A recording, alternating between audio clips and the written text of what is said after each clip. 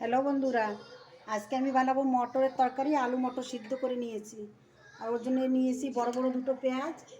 আর এই যে মশলা নিয়েছি, জিরে ধনে বাটা, হলুদ লঙ্কা রসুন।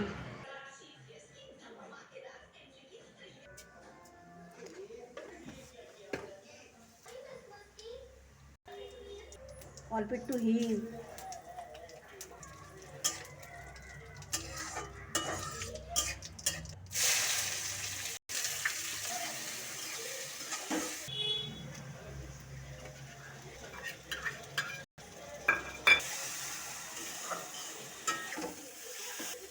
আগে 1 চামচ দিয়েছিলাম, এখন 1 চামচ দিচ্ছি।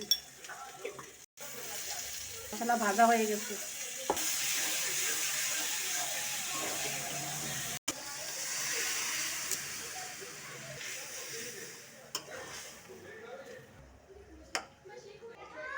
গরম জল দিচ্ছি, গুনগুনা জল গরম।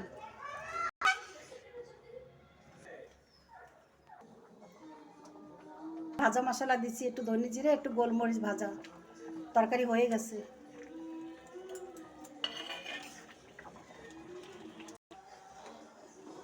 বন্ধুরা, এই দেখেন তরকারি বেনে গেছে।